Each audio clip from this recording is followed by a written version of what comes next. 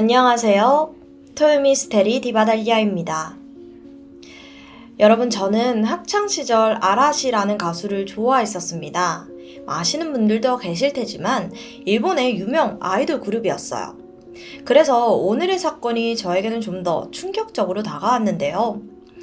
아마 2023년 작년에 일본인들에게 가장 충격적인 뉴스를 뽑으라면 오늘 준비한 이 사건이 빠지지 않을 겁니다. 그럼 바로 시작해 볼게요. 자니스에 대해서 알고 계시나요? 자니스는 일본 최대 연예 기획사입니다. 특이한 점이 있다면 소속 연예인 전원이 남성이라는 점이에요. 자니스 출신 중 우리나라에서 유명한 인물은 먼저 꽃미남 기무라 타쿠야를 들 수 있습니다. 오죽하면 일본에서는 자니스를 통하지 않고는 남자 아이돌로 데뷔를 할 수 없다는 말이 있을 정도니까요. 지망생들에게 너 소속사 어디 가고 싶어? 하면 대부분이 자니스였어요. 그만큼 남자 아이돌 산업을 독점하고 있었기 때문이죠. 그래서 우리가 상상하는 것 그 이상으로 일본 내에서의 자니스의 위상은 정말 대단합니다. 하지만 지난 2023년 10월 충격적인 소식이 전해졌습니다. 자니스가 회사명을 돌연 스마일업이라고 변경을 하겠다는 거죠. 그러더니 뭐라도 쫓긴 듯 황급히 자니스와 연관된 모든 이름을 지우기 시작했습니다. 이렇게 유명한 회사라 사실 이름을 바꾸기도 쉽지가 않았을 텐데 자니스는 어째서 그 엄청난 명성을 포기하게 된 걸까요? 자니스는 자니 카타가와라는 인물에 의해서 1962년에 설립이 되었습니다. 그는 학창시절 미국에서 보내면서 공연장 아르바이트를 하게 돼요. 이걸 계기로 미군을 대상으로 공연을 주관하는 등 엔터테인먼트 사업에 관심을 갖기 시작했습니다. 그가 28살이 되던 해 자니는 시부야에서 소년 야구단을 코치하고 있었습니다. 그러던 어느 날 비가 와서 야구를 못하게 되자 소년들에게 아우 비도 오는데 그냥 우리 영화나 보러 가자 하면서 영화를 보러 가요. 이때 뮤지컬 영화 웨스트 사이드 스토리를 관람을 했는데요. 이 사람이 뮤지컬과 영화라는 장르에 막 큰 감명을 받게 됩니다. 그날 이후 자니는 본격적으로 엔터테인먼트 사업에 뛰어들기로 결심해요. 그래서 자신이 직접 야구단에서 소년 4명을 뽑아서 보이그룹을 결성했죠. 이것이 1962년 자니스의 최초 보이그룹 자니스의 탄생이었습니다. 그 후 자니는 꾸준히 남자 가수들을 배출해냈습니다. 그런 자니스를 단숨에 업계 1위로 끌어오르게 된 계기는 바로 1991년 국민 아이돌인 스왑의 데뷔였어요. 기무라 타쿠야가 바로 그 스왑 출신이죠. 이 기세를 이어서 2000년대에는 킹키키즈, V6, 아라시 등 수많은 보이그룹들이 줄줄이 대성공을 이루었습니다. 그렇게 자니스 그리고 자니의 위상은 하늘을 찔렀어요. 하지만 동시에 자니스에게는 아주 은밀한 소문이 돌고 있었습니다. 그것은 소속사 사장 자니가 자니스의 주니어, 즉 소속 연습생들을 대상으로 성착취를 해오고 있다는 끔찍한 내용이었습니다. 혹시 이들의 인기를 시샘한 누군가가 루머를 퍼뜨린 게 아닐까요? 아니요, 이게 사실이에요. 그 시작은 무려 1965년, 그러니까 자니가 막 소속사를 출범했을 때로 돌아갑니다. 당시 주간 상케이라는 신문이 자니가 동성간 성범죄로 재판을 받고 있다는 사실을 보도한 겁니다. 그러니까 이게 사실이라면 자니는 이미 성범죄자였던 거죠. 하지만 당시에는 자니가 그렇게 유명하지 않아서였을까요? 금세 묻히고 말았습니다. 그러던 1981년, 이번에는 주간 현대라는 매체에서 좀 더 구체적으로 자니의 성착취에 대한 내용을 보도했는데요. 여긴 심지어 익명의 피해자로부터 들은 구체적인 피해 증언까지 포함되었어요. 하지만 무슨 일인지 그 어떠한 매체도 후속 보도를 이어가지 않는 거죠. 그렇게 사건은 또 한 번 묻혔습니다. 하지만 하늘을 손바닥으로 가릴 수는 없는 법.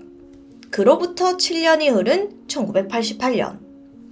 자니의 보이그룹 중 하나이던 폴 이브스의 멤버 키타코즈가 책 한 권을 출간을 했는데 그 내용이 정말 충격적이었어요.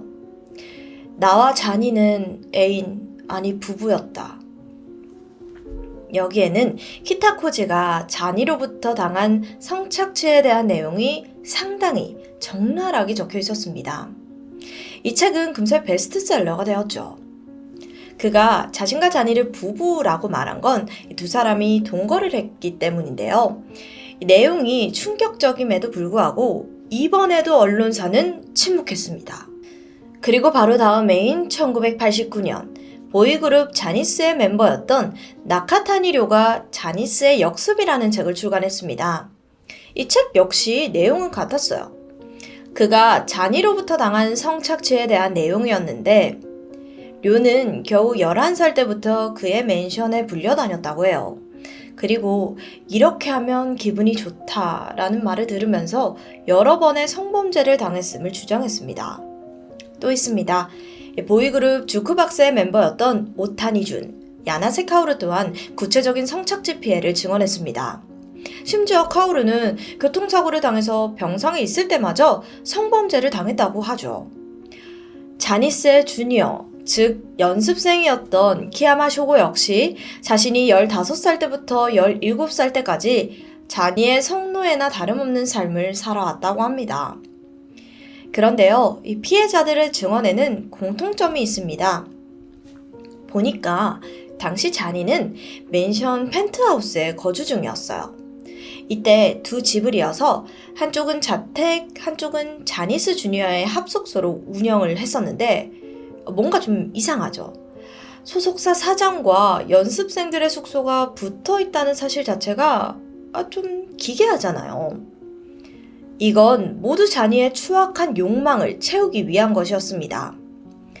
합숙소에 들어가면 이 긴 복도가 있습니다. 공통적으로 피해자들은 복도에서 자니와 캐치볼을 해요.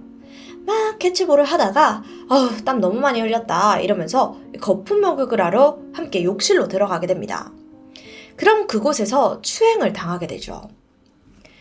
자니는 자고 있던 피해자에게 마사지를 빙자한 성추행을 자행했습니다. 행위가 끝나면 이불 밑에 돈을 넣어놓고 기분 좋게 방을 나갔고요. 거부한다? 그럼 대비가 물거품이 되는 거예요. 다시 한번 말씀드리지만 피해자들은 모두 연습생 신분의 10대 소년, 즉 미성년자였습니다. 이렇게 수많은 연예인들이 자신의 얼굴을 드러내고 직접 피해 사실을 폭로한 상황. 그럼 이제 자니는 어떻게 되었을까요?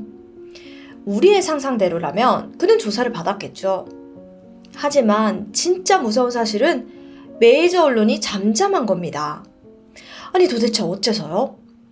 일단 당시 일본은 현재에 비해 비교적 성 스캔들에 무심했다고 하는데 진짜 이유는 자니의 영향력 때문입니다. 당시 대중의 인기는 자니스 소속 연예인들이 독점을 하고 있었어요. 이들이 출연하지 않잖아요? 방송 제작 자체가 안 될 정도였죠. 그러니까 한마디로 자니스와 척을 지면 안 되는 겁니다. 따라서 대부분 방송사에서는 자니에 대한 부정적인 보도를 좀 꺼려했습니다. 그렇게 피해자는 있지만 정작 피해 사실은 마치 소문처럼만 떠도는 거죠. 그러던 1999년 일본의 디스패치라고 불리는 주간 문춘이 칼을 뽑아들었습니다. 자니가 연습생들에게 음란 행위를 해오고 있다는 보도를 내보낸 건데 이게 무려 14주나 연속으로 이어졌어요. 메이저 언론사들이 무시할 수 없도록 집요하게 보도를 이어나간 거죠. 하지만 이로 인해 문춘은 오히려 자니스에게 명예훼손 소송을 당했습니다. 심지어 더 어이없는 건 2002년 문춘은 패소했어요. 그러나 다행히 2003년 판결이 뒤집혔습니다.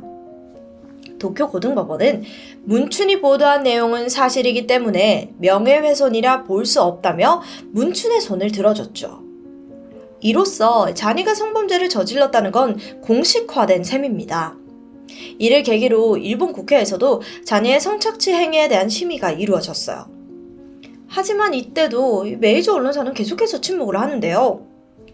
사실상 문춘을 제외하고는 아무도 이 사건을 다루지 않았습니다. 그렇게 대중들 역시 그런 일이 있었더라 정도로만 생각하고 별 다른 관심이 없었죠. 자, 그럼 정리를 해볼까요?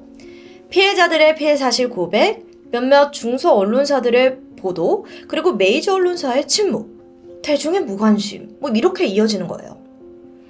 이 답답한 과정은 수십 년간 반복되었습니다. 그런데 이 강력한 메비우스의 띠가 끊어진 건 뜻밖에도 아주 허무한 계기 때문이었어요. 2019년 자니 카타가와가 87세의 나이로 사망한 겁니다. 사인은 뇌출혈이었는데요. 이와 동시에 자니의 영향력이 단숨에 악화되면서 더 이상 이 전과 같은 언론의 은폐는 쉽지 않아졌어요. 이 틈을 노려 한 저널리스트가 자니에 대한 본격적인 조사를 시작합니다. 영국의 저널리스트 모비나더. 그는 어느 날 문춘에게 자니의 대판에 대한 이야기를 듣게 되었습니다. 사건 자체도 놀라웠지만 이 사건이 일본에서 침묵하고 공론화된 적이 없다는 사실이 더 큰 충격이었죠. 이후 그는 4년 동안 일본 현지에서 다방면으로 조사를 펼쳤습니다. 그 결과 2023년 3월 다큐멘터리 J-팝의 포식자, 숨겨진 스캔들이 세상에 공개되었습니다. 영향력이 어마어마했어요. 과거와 달리 미디어가 발달한 현재 자니의 만행은 인터넷을 통해 전 세계로 퍼져나갔습니다. 자니의 명성은 추락했고 여론은 들끓었죠. 분위기에 힘입어 2023년 4월 자니스의 주니어 출신 오카모토 카우안이 기자회견을 열었습니다. 그는 자신이 2012년부터 16년까지 총 20회가량 자니에게 직접적으로 성착취를 당해왔음을 고백하면서 직접 촬영한 영상을 공개하기도 했어요. 또한 자신이 직접 피해를 목격한 인물만 3명이었고 당시 맨션을 오갔던 자니스 주니어는 약 200명 정도라고 합니다. 그러면서 그는 자신과 모두 비슷한 피해를 입었을 거라 확신했습니다. 그제서야 일본 메이저 언론사 중 한 곳인 NHK가 특집 방송을 제작해서 방송을 보도했어요. 이는 메이저 언론사의 최초 보도였습니다. 결국 2023년 5월 당시 자니스 사장직을 맡고 있었던 자니스의 조카 후지시마 줄리가 고개를 깊이 숙여 사과하는 영상을 업로드하면서 그 후 모든 것은 일사천리로 진행됐죠. 자니스에는 특별조사단이 꾸려졌고 유엔 인권이사회에서 직접 일본을 방문해 피해자들의 증언을 취합했습니다. 8월 29일 자니스 사내 특별조사단은 기자회견을 통해 자니 카타가와가 장기간에 걸쳐 성가해를 반복했다며 모든 사실을 인정했습니다. 9월 5일 후지시마 줄리는 사장직에서 물러났고 동시에 자니스는 공식적으로 대국민 사과를 진행했죠. 또한 자니와 관련된 모든 것을 끊어내겠다며 회사 이름을 스마일업으로 바꿨어요. 자니의 이름에서 파생된 보이그룹 또한 다 바꾸겠다고 합니다. 이름을요. 그런데 한편 자니스의 간판 스타인 기무라 타쿠야가 이 사건 이후 부적절한 사진을 올려서 논란이 되었습니다. 그는 셀카와 함께 Show must go on 이라는 문구를 업로드를 했는데 이게 왜 문제냐고요? 이게 바로 자니의 좌우명이었거든요. 여전히 이 문제에 대한 심각성을 느끼지 못하는 모습이죠. 어쩌면 일본 사회가 그동안 얼마나 성범죄에 무감했는지 반증하는 것이기도 합니다. 이 사건의 가장 큰 문제점은 가해자 자니 카타가와가 결국 아무런 처벌도 비난도 받지 않고 평화롭게 세상을 떠났다는 것입니다. 그런데 여기서 의문이 듭니다. 분명 그는 성범죄로 재판까지 받았어요. 그럼에도 왜 처벌을 받지 않은 걸까 싶은데 여기에는 일본의 또 다른 답답한 현실이 있습니다. 일본은 비교적 최근인 2017년까지만 해도 동성간 성범죄에 대한 처벌법, 그리고 소년 대상 강간이라는 범죄 자체가 존재하지 않았어요. 애초에 소년, 남성이 강간을 당할 수 있을 거라는 사실을 고려하지 않았던 겁니다. 현재는 다행히 법이 개정되었다고 하는데 여전히 문제가 있습니다. 성범죄를 성립할 수 있는 요건에는 폭행과 협박이 수반되어야 한다는 조건이 깔려있죠. 그러나 연습생들의 경우 자니의 권력에 어쩔 수 없이 굴복한 경우가 대부분일 겁니다. 그러니까 자니는 굳이 폭행과 협박 없이 수십 년간 이 성착취를 할 수 있었던 거고요. 그러니 피해자들은 법적으로 성범죄를 입증하기가 쉽지가 않습니다. 그런데 안타까운 건 일부 피해자들은 그럼에도 자니가 자신을 대비시켜준 것을 감사하게 생각한다는 뜻을 밝히기도 했다는데요. 이거 가스라이팅 아닌가요? 자신의 꿈을 이룰 수 있다는 희망 하나로 끔찍한 추행을 견뎌내야 하고 싫은 티를 내면 대비를 못한다는 두려움 속에서 가해자에게 웃으면서 맞춰주고 있었던 겁니다. 심지어 용기 내어서 소리를 냈지만 오히려 도움을 줄 수 있는 사람은 침묵으로 일관했고요. 희망이 절망으로 변한 것에 대해 너무 안타까웠습니다. 우리나라에도 몇 년간 성폭행과 성추행 피해를 당했다는 한 극단 단원의 폭로로 미투 운동이 시작되었죠. 만약 이게 10년 전이라면 일본 언론처럼 사건이 덮여졌을 수도 있지 않았을까요? 다행히도 그나마 요즘은 미디어의 발전으로 피해 사실이 빠르게 알려지고 공론화되었지만 아직도 권력이라는 힘으로 우리가 모르는 사건들이 정말 많을 거라고 생각이 듭니다. 권력이 곧 힘이 되지 않는 사회가 되길 바라면서 오늘의 영상 마치도록 하겠습니다. 지금까지 디바달리아였습니다. 안녕하세요. 토요미스테리 디바제시카입니다. 너무도 좋아하는 연예인을 가까이서 만날 수 있는 절호의 찬스는 단연코 팬미팅이나 사인회겠죠. 직접 사인도 받고 대화까지 나눌 수 있게 팬들이 손꼽아 기다릴 수밖에 없습니다. 특히나 K-팝 유명 아이돌의 팬사인회는 비행기를 타고 온 해외 팬들까지 심심찮게 볼 수 있을 정도죠. 우리나라와 가까운 일본에서도 비슷한 형식의 팬 이벤트가 존재합니다. 그 이름은 악수회. 말 그대로 좋아하는 아이돌 멤버와 직접 손을 잡고 악수를 할 수 있는 행사인데요. 보통 그 아이들의 앨범에 티켓이 포함되어 있기 때문에 팬들은 한 장, 그 이상 10장까지 앨범을 사는 것도 마다치 않고 있습니다. 이 악수회, 이건 일본의 국민 걸그룹으로 불리는 AKB48으로부터 시작되었다 해도 과언이 아닙니다. 이들은 일본의 유명 프로듀서 아키모토 야스시가 결성을 했고 지난 10년간 명실상부 최고의 인기 그룹으로 자리 잡았습니다. 사실 J-팝에 별 관심이 없던 저는 지난 한국에서 방영된 프로듀스 48에서 일본 멤버들이 참여하면서 그들을 처음 알게 되었는데요. 이때 방송에 나온 멤버들이 한국 연습생들에 비해 워낙 실력이 부족해서 도대체 이들이 누군지 검색하다가 접하게 되었습니다. 일본에서는 한국과 다르게 완벽하게 준비된 아이돌보다는 조금 부족해도 실력이 점점 좋아지는 것에 더 팬덤이 생긴다는 것도 아주 흥미로웠죠. 그런데 AKB48의 활동이 한국의 아이돌과는 확연히 다른 점이 또 있습니다. 방송 활동에 앞서서 선발이 된 멤버들이 전용 극장에서 직접 공연을 보여주는 아주 특이한 형태인데요. 즉 이들은 만나러 갈 수 있는 아이돌로 인식됩니다. 그렇다 보니 AKB48 외에도 일본의 각 지역마다 다른 유닛과 전용 극장들이 생겼고 이 자매 그룹들은 그 지역 이름을 따서 SKE48, HKT48, NMB48 등등으로 불리고 있죠. 이 AKB48에 소속된 멤버만 130명이라고 합니다. 계속적으로 새로운 멤버가 들어오거나 또 나가는 일도 자주 볼 수 있을 만큼 정말 한국과는 전혀 다른 시스템으로 운영되고 있죠. 그런 와중에 그녀들이 일본 최고의 인기 그룹으로 올라간 데는 사실 남다른 마케팅이 존재합니다. 먼저 AKB48은 총선거라는 제도가 있습니다. 쉽게 말해서 팬들 사이에서 멤버들의 인기 순위를 매기는 다소 잔인한 투표라고 볼 수 있는데요. 이때 상위권에 선발된 약 16명에서 20명의 멤버만이 앨범에 참여할 수 있고 TV 활동을 펼쳐갑니다. 워낙 멤버가 많다 보니 생긴 제도라고도 할 수 있죠. 근데 팬들 또한 이 투표에 참여하면서 나의 최애 멤버 등수가 올라가고 또 성장해가는 모습을 보면서 대리만족을 느낀다고 해요. 그런데 반면 하위권에 있는 멤버들은 음악 활동과 방송의 제한을 받게 되는 그런 차가운 현실은 어쩔 수 없겠죠. 어쨌든 AKB48의 인기가 절정이던 2011년 이 총선거 생중계 방송은 거의 대통령 선거급으로 큰 주목을 받았다 해도 과언이 아닙니다. 이들의 또 다른 특이한 마케팅은 바로 악수회입니다. 직접 만나러 갈 수 있는 아이돌, 이런 컨셉 때문에 그들의 앨범 안에는 악수회 참가권이 들어있죠.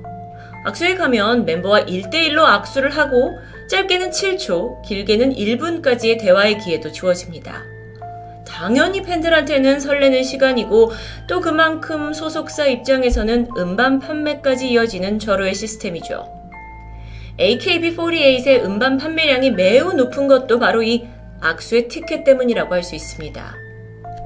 그런데 이 악수회가 수년간 자리를 잡아가고 팬들이 열광적으로 반응하자 점점 부작용이 발생합니다. 이 멤버들에 대한 평가가 어떤 노래나 춤 실력이 아닌 악수에서 얼마나 팬에게 친절하고 서비스를 잘하느냐에 따라서 결정되어 버린 겁니다. 그렇다 보니 멤버들은 손이 퉁퉁 불어터질 만큼 팬들과 악수를 해야 하고 그러면서도 끝까지 웃어야 했습니다. 그러던 지난 2014년 5월 22일 이와트 태연에 위치한 대형 센터에서 AKB48의 악수회가 열리게 되죠. 여기서 잠깐 그 악수회장의 구조를 설명하면 사진처럼 일렬로 텐트가 쳐져 있고 멤버들은 짝을 지어서 안에 들어가 있습니다. 그럼 팬들이 순서대로 그 텐트를 돌면서 원하는 멤버와 악수를 하는 형식이죠. 이날 행사는 순조롭게 진행되었습니다. 설렘과 기쁨의 분위기가 한창 무르익던 4시 55분쯤 갑자기 한 텐트에서 비명소리가 들려왔죠. 끔찍한 흉기 난동이 벌어졌던 겁니다. 해당 텐트는 인기 멤버인 카와에이 리나와 이리야마 안나가 있던 곳입니다. 그들을 만나러 온 한 남성 팬이 가까이 다가오더니 갑자기 점퍼 주머니에서 흉기를 꺼내 달려들었던 것이죠. 옆에 있던 남성 직원이 놀라서 맨손으로 이 흉기를 저지했지만 역부족이었습니다. 결국 이 두 멤버는 부상을 입고 말았는데요. 범인은 이후에 스태프들에게 붙잡혀서 경찰에 체포됐습니다. 하지만 두 멤버와 또 한 명의 다른 현장 스태프는 병원에 이송되었고 팔과 머리에 무려 3시간이 넘는 봉합 수술을 치러야 했습니다. 정말 천만다행으로 생명에는 지장이 없었지만 평생 남을 흉터는 물론 돌이킬 수 없는 정신적 트라우마까지 얻어버리죠. 자, 그렇다면 이 범인. 당시 24살이던 우메다 사토루. 그는 중학교 시절엔 육상부 지역대회에서 2위까지 기록하면서 아주 앞날이 창창한 학생이었습니다. 고등학교에 들어가서도 꿈을 키우는 줄 알았지만 입학한 지 단 일주일 만에 선배에게 괴롭힘을 당했다면서 퇴학을 신청하죠. 그리고 나서는 몸이 아픈 어머니를 돕겠다며 아르바이트에 매진합니다. 사건이 발생하기 2년 전인 2012년, 사토루는 돈을 더 많이 벌 수 있다는 말에 오사카로 이사를 하게 되고요. 건설 현장에서 교통정리 경비원을 하며 기숙사에 머물렀죠. 그때 당시 열심히 번 돈의 대부분은 아픈 어머니의 병원비와 생활비로 빠져나갔고 그러면서 점점 삶에 지쳐가고 있었습니다. 그러다 급기야 불안 증세에 시달렸고 병원에서는 그에게 발달장애 판정을 내립니다. 이후 회사에서 잘리게 된 사토루는 다시 고향으로 돌아오게 되는데 이때부터는 집에서도 식사를 할 때를 제외하고는 전혀 밖에 나오지 않는 그야말로 은둔 생활을 시작하죠. 유일하게 하는 것이라곤 TV 보는 것뿐이었습니다. 그런데 이때 그의 눈에 들어온 것이 바로 무대에서 환하게 웃고 있는 아이돌 그룹 AKB48. 그가 팬이 되었다는 게 아닙니다. 사토루는 저렇게 TV에 나와서 광고도 많이 찍고 팬도 많으면 돈이 많겠지? 누구는 취직도 못하고 방구석에만 있는데 하는 뭔가 증오에 가까운 분노를 나날이 품게 되는데요. 이후에 조사에서 왜 다른 연예인도 많은데 하필 AKB48을 타겟으로 삼았느냐? 라는 질문에 그는 이렇게 대답합니다. 여자는 약할 것 같아서요. TV에서 많이 보이기도 했고 사실 그냥이요. 정말 그저 이유 없는 미움이었죠. 그러던 2014년 3월 말 사토루는 자신의 동네 근처에서 악수회가 열린다는 사실을 깨닫습니다. 그리고 당장 그녀들의 앨범을 구매한 후 악수권을 확보했고요. 이후 접이식 톱을 제조합니다. 칼날이 대략 20cm 정도였는데 접착제로 톱에 커터칼 4개를 붙여서 자기가 직접 개조한 무기였죠. 이후에 D-Day를 기다리면서 그는 이 흉기가 잘 드는지 직접 골판지를 잘라보며 실험을 하고 준비하고 있었습니다. 그리고 사건 당일 그는 어머니에게 산책을 다녀온다면서 집을 나섰고 악수회에 들어가서 환하게 팬을 맞이하는 멤버들에게 끔찍한 폭행을 저지르게 됩니다. 물론 현장에는 안전을 위해서 약 100여 명의 스태프들이 상주하고 있었습니다. 하지만 추후에 좀 더 조사해보니 그중 전문 경호업체 직원은 단 한 명도 없었죠. 워낙 팬이 많이 몰려서 시간이 부족해서인지 참가자들의 소지품 검사 같은 기본적인 절차는 무시되었습니다. 그저 양팔을 벌려서 수상한 물건이 있는지 대충 훑어보는 정도였죠. 이 사건 이후에 악수회의 허술한 보안 시스템이 드러났고 일본 내에서는 거친 비판이 쏟아졌습니다. 동시에 악수회 입장권의 판매 방법에 문제를 삼기도 했고 또 이 멤버들의 안전을 위해서라도 악수회를 폐지해야 하는 것이 아니냐라는 의견도 있었죠. 사실 이 피습 사건 이전부터 악수회에서는 크고 작은 사고가 끊이지 않았습니다. 불특정 다수들이 오고 또 신체 접촉이 있다 보니 어쩌면 예견된 일이기도 했어요.